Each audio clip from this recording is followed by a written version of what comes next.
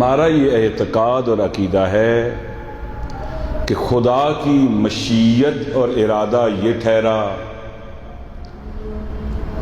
نبوت اور رسالت ہمارے پیغمبر پر ختم ہو جائے اور اس کے بعد ہدایت بشر اور انسانیت کی ہدایت کی باغ ڈور امامت کے حوالے کی جائے، اور امامت ہی دلیل ختم نبوت بھی ہے۔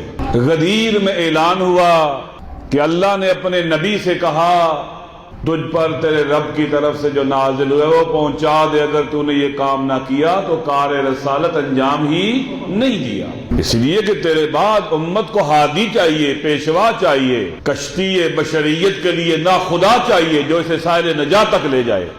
جب اعلان ولایت ہو گیا تو پھر آیت نازل ہوئی الیوم اکملت لکم دینکم، آج دین کامل ہوا ہے تمہارے لیے۔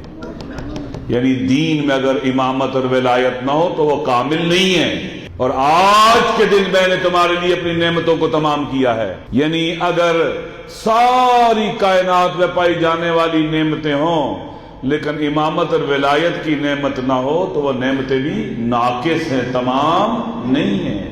اور آج میں نے تمہارے لیے اسلام کو دین کے طور پر پسند کیا ہے، یعنی جس اسلام میں امامت اور ولایت نہ ہو خدا کا پسندیدہ دین نہیں ہے۔ لہذا رسالت کے بعد امت محمدی کی ابتلا اور آزمائش مولا کی امامت اور ولایت ٹھہری۔ لیکن دوستو ہوا کیا؟ لوگوں نے امام کا ساتھ نہیں دیا۔ جو ہمارے ذہنوں میں تصور ہے وہ غلط ہے امامت کے بارے میں اور ولایت کے بارے میں۔ ہم سے کوئی پوچھے کہ امامت کیا ہے، ولایت کیا ہے، اکثریت کو نہیں پتا کیا ہے۔ یہ صرف یہ سمجھتے ہیں ولایت اور امامت کو یعنی مولا صاحب کرامت ہے، وہ ڈوبے ہوئے سورج کو لوٹا سکتے ہیں، زندہ کو مردہ، مردہ کو زندہ۔ یہ ولایت نہیں ہے جس کا اعلان غدیر میں ہوا ہے، اس کو تو مانتے ہیں۔ ہمارے سارے اہل سنت بھائی جو تصوف کے قائل ہیں، اولیاء اللہ کو مانتے ہیں، وہ سارے اس کو مانتے ہیں، اور اپنے سارے ولایت کے سلسلے مولا علی سے جوڑتے ہیں۔ تو مجدد الفسانی یہ لکھتا ہے اللہ سے جو بھی فیض کائنات میں آتا ہے انہی 12 اور 14 کے ذریعے آتا ہے۔ وہ سارے مانتے ہیں یہ، جس کا ہمارے ممبروں پر تذکرہ ہوتا ہے، یہ سب مانتے ہیں۔ یہ ولایت وہ مقام ہے جو مورد امتحان اور ابتلاء امت ہو ہی نہیں سکتا، اس کو کوئی چھین ہی نہیں سکتا۔ اس مقام ولایت پر پہنچنے کے لیے آپ کو علی بننا پڑے گا، کوئی بن سکتا ہے علی؟ اس مقام ولایت تک کسی کی رسائی ہے ہی نہیں۔ یہی بیان ہوتا ہے ہمارے ممبروں پر، ان کے فضائل بیان ہوتے ہیں۔ اس امامت اور ولایت کا اعلان غدیر میں نہیں ہوا تھا۔ امامت اور ولایت کا جس کا غدیر میں اعلان ہوا تھا ایک جامع، ایک کامل ہدایت کا سسٹم ہے جس کی بنیاد پر ہم شیعہ ٹھہرے ہیں، جس میں حکومت ہے، سیاست ہے، معیشت ہے، اجتماعی اصول ہے، قانون ہے، اخلاق ہے اور تعلیم و تربیت ہے۔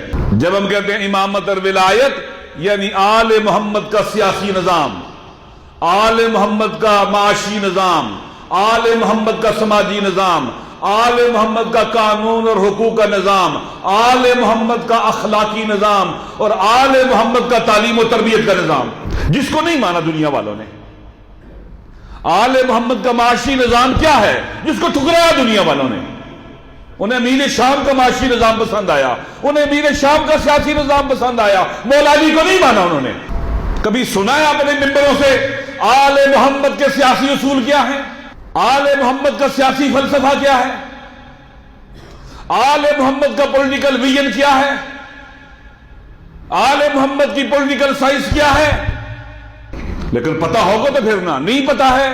ہم شیعہ ہیں، سیاسی طور پر کہا ہے علی کے ساتھ نہیں ہیں، مولا علی کے پرچم تلے نہیں ہیں، دنیا پرستوں کے پرچم تلے ہیں۔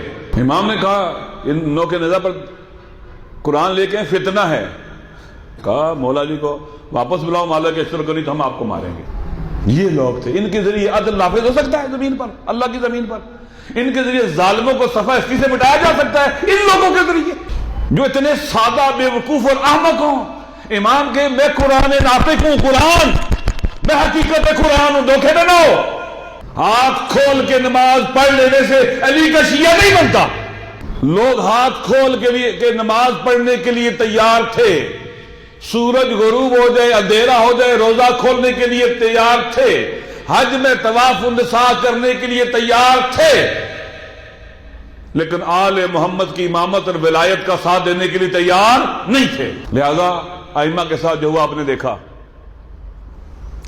12 میں سے 11 امام شہید کر دیے گئے۔